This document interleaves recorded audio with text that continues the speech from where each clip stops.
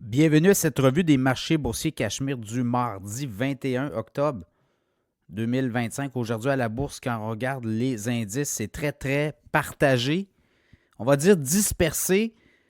Deux choses, notamment le prix de l'or qui a dégringolé, ça a eu un impact directement à la bourse de Toronto. Donc le TSX a perdu 527 points, 29 888. Le Dow Jones a monté de 218 points pour sa part, 46 924. S&P 500, pas tout à fait un point de hausse, donc on était flat. On a fini dans le vert, mais à peine 6 735. Le Nasdaq a perdu 36 points, 22 953.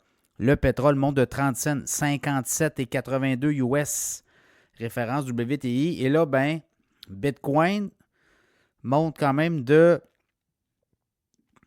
quelques 354 110 942. On est allé flirter avec les 113 000 au cours des dernières heures, mais ça s'est gâté par la suite. Ethereum, même chose, 3 962 en hausse, même pas en baisse de 20 à peu près. On était à 4 100 là, à un moment donné, au cours des dernières heures. L'once d'or qui dégringole de 231 4 123, c'est une baisse de 5,3 %. Donc, il y aurait peut-être encore un autre 5 peut-être à baisser, on ne le sait pas.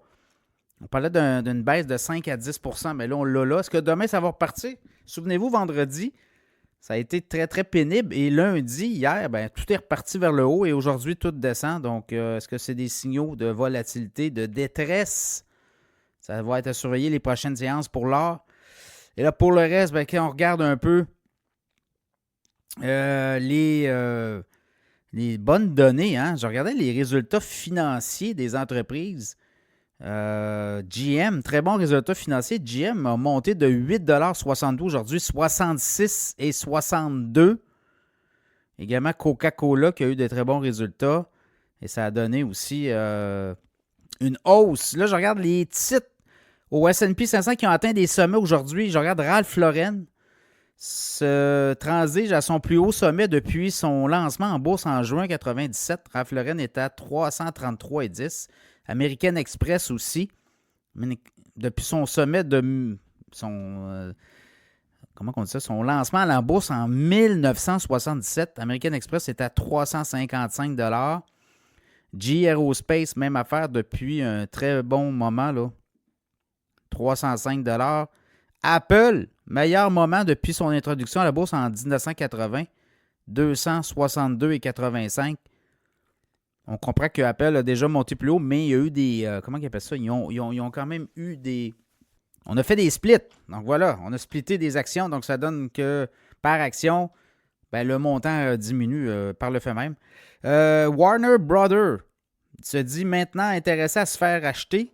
Clairement, le titre a monté de 12 % aujourd'hui. Beyond Meat aussi, hein, grosse montée. Plus de, je pense que c'est 143 % l'action de Beyond Meat. 4,13 $, monte de 51 cents en après-marché. Cleveland Cliffs, même chose. En après-marché, baisse de 3 cents à 13,36 $, mais on dit qu'on voulait acheter des terres rares. Voilà, dans le cas de Beyond Meat, là, il a monté de 146 % aujourd'hui. 2,15 $ de hausse à 3,62 $. Et là, il monte de 44 cents en après-marché. Donc, oui, devenu un même stock. Est-ce qu'il y a une espèce de... On est obligé d'acheter parce qu'il y a des gens qui étaient beaucoup d'investisseurs qui étaient à découvert sur Beyond Meat. Puis là, on est obligé de couvrir nos pertes. Donc, on rachète. Est-ce que c'est ça qu'on voit? Ça va être à suivre par la suite. On l'avait vu dans les mêmes stocks, ça, avec notamment GameStop, là.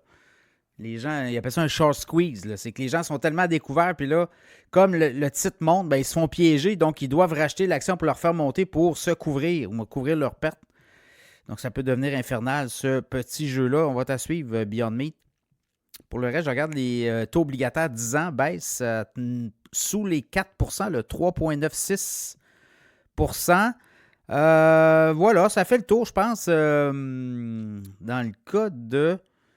Pour le reste, là, ben demain, on va avoir encore des résultats financiers. Netflix, on va avoir des résultats de Netflix notamment et de d'autres. Je regarde, à date, il y a 78 sociétés là, qui ont donné le résultat financier au S&P 500. 87 % d'entre elles ont dépassé les attentes. On dit qu'on s'attend en moyenne là, un taux moyen de croissance des bénéfices pour le troisième trimestre de 9,2 %. C'est ce qu'on voit actuellement. L'estimation était à 8. Donc, on ne s'attend pas. On voit 9,2 %. Bon, c'est un peu ce qu'on voit actuellement, 9,2 % et on était à 8,8 au 1er octobre. Donc, les profits s'avèrent meilleurs pour les entreprises. Demain, beaucoup de résultats financiers. Là, si je regarde rapidement, demain matin, Amphenol, GE Vernova, Vertiv, Boston Scientific, Hilton, AT&T, Tech, Thermo Fisher, Winnebago, puis en après-marché, on va voir Tesla, IBM, Kinder Morgan, QuantumScape, SAP, SAP, Texas Capital Bank, Century Communities, Alcoa, Lam Research. Donc, ça va être pas mal ça demain, les gros titres à surveiller. Et là, ben, on est dans le dispersé aujourd'hui. Est-ce qu'on va voir l'or continuer sa descente? À suivre.